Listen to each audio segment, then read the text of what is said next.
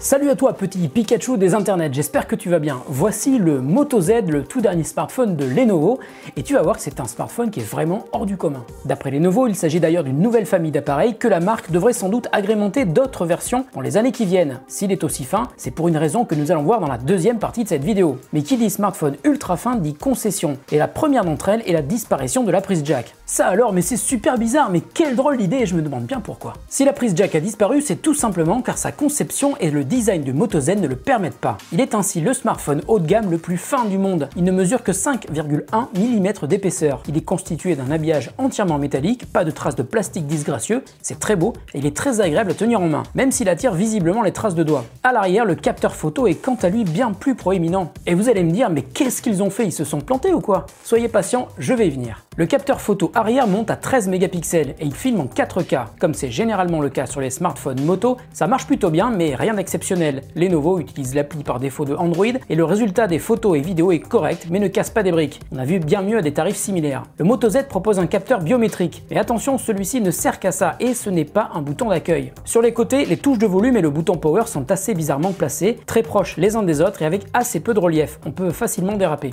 À l'avant, l'écran de 5,5 pouces offre une résolution Quad HD, soit 1440 par 2560, c'est donc très bien pour la VR. Et globalement, les couleurs sont magnifiques, sur ce point Lenovo reste fidèle à ses habitudes. Le Moto Z vient d'être mis à jour vers Android 7 Nougat depuis le début du mois de décembre. À l'intérieur, le Snapdragon 820, les 4 Go de RAM en font un appareil très agréable à utiliser. Il est rapide, la navigation est fluide, comme toujours avec Moto, aucune surcouche sur Android. On ne peut pas faire plus simple ou plus basique, ce qui pourrait perturber les utilisateurs habitués aux surcouches parfois sympas et très riches d'autres constructeurs. On y retrouve bien sûr les Moto gestes qui permettent de prendre un appel, allumer la lumière LED, lancer l'appareil photo avec des mouvements du poignet. On peut aussi parler à son smartphone sans même le toucher. Hello Moto! Le Moto Z est donc globalement un très bon smartphone dont la finesse est vraiment impressionnante, mais son véritable avantage réside dans sa modularité. Si le Moto Z est aussi fin, c'est donc que son dos est prévu pour accueillir des modules thématiques que Lenovo a appelés les Moto Mods. À ce jour, ils sont 4 à être distribués en France, mais Lenovo nous promet plein de nouveautés dans les semaines et les mois à venir. Les Moto Mods se fixent à l'arrière du Moto Z grâce à des aimants. Les poser et les enlever est ultra simple, ça va vite, beaucoup plus efficace que sur le LG G5 par exemple. Dans le bas du dos du Moto Z, 17 points de contact qui vont permettre d'assurer la connexion électronique entre les Moto Mods et le Moto Z. L'installation est à la fois simple, rapide et sans aucune intervention nécessaire de l'utilisateur. Vous collez, ça marche, vous décollez, vous changez de mode, c'est aussi simple que ça. C'est vraiment très réussi. Les 3 principaux Moto Mods dispo aujourd'hui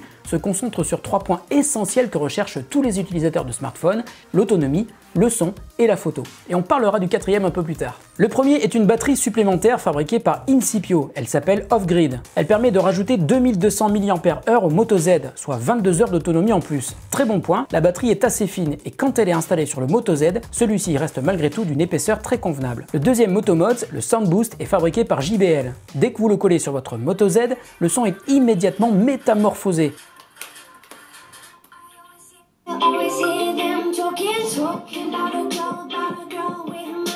Un peu comme si vous branchiez une enceinte stéréo Bluetooth, mais ça prend ici beaucoup moins de place. Une béquille est même prévue pour faire tenir le Moto Z face à vous. Le son est vraiment très puissant, il offre énormément de basses, peut-être même trop, ça surprend même avec les haut-parleurs qui sont pourtant placés à l'arrière de l'appareil. L'inconvénient, c'est que le Moto Mods JBL est vraiment très épais. Vous aurez sans doute un peu de mal à vous balader avec lui collé sur le Moto Z dans la poche. Le troisième Moto Mods est un appareil photo assez évolué fabriqué par le légendaire Hasselblad, une marque suédoise dont les appareils très chers font partie de l'histoire de la photo. Dans ce Moto Mods, le Hasselblad True Zoom apporte un mode manuel, un vrai flash, un déclencheur qui marche comme sur un appareil photo, une demi-pression permettant la mise au point, mais il est surtout doté d'un zoom optique 10 fois. Et malgré cette belle marque, le Moto Mods Hasselblad True Zoom m'a franchement déçu. Quand il est branché, l'appareil photo du Moto Z n'est plus utilisé et le True Zoom ne filme qu'en 1080p au maximum. J'ai aussi trouvé que la mise au point était très difficile, voire quasiment impossible quand on zoome au maximum. Enfin, le Moto Mods chauffe beaucoup. C'est à mon avis le Moto Mods le moins réussi pour l'instant. L'idée est très bonne mais a sérieusement besoin d'être améliorée. Le 4e Moto Mods proposé est mon préféré, et pourtant il propose une fonctionnalité totalement inédite sur un smartphone, c'est un vidéoprojecteur. C'est exactement le même projecteur que sur la tablette Lenovo Yoga Pro. Pour lancer le Pro Jour, on doit rester appuyé sur le bouton dédié, on peut ensuite régler la mise au point et l'image s'affiche dans toute sa splendeur. Un détail surprenant, le Keystone, c'est-à-dire la correction de la perspective, est automatique. Quand vous installez le Moto Z en mode projection, l'accéléromètre du smartphone détecte son inclinaison et la perspective de l'image est réglée automatiquement. c'est vraiment génial et ça marche très bien. Ce Moto Mode aurait été parfait s'il avait été possible de régler le zoom, mais on lui pardonne volontiers. Si la résolution ne dépasse pas 480p, pour se faire un film de temps en temps, c'est largement suffisant, mais attention, l'autonomie du projecteur est assez faible, à peine 1 heure. Il faudra aussi compter sur celle du Moto Z pour arriver à regarder un film en entier. En résumé, pour les Moto Mods, même avec un de ces modules, le smartphone reste portable. On peut aussi apprécier la véritable utilité de chacun de ces modules dédiés. Leur utilisation est hyper simple, vous branchez, ça marche. En revanche, les prix me semblent un petit peu exagérés. Pour la batterie qui coûte 69 €, ça va encore, mais pour l'appareil photo et le vidéoprojecteur qui sont loin d'être parfaits, le prix dépasse les 200 € et c'est à mon avis beaucoup trop cher. Mais la plateforme est toute jeune, Lenovo indique d'ailleurs que le Moto Z sera supporté jusqu'à au moins 2018. Ça, c'est si ça marche pas, mais si ça marche, le développement pourrait lui amener une durée de vie beaucoup plus longue. A noter que le Moto Z est aussi décliné en version Z Play.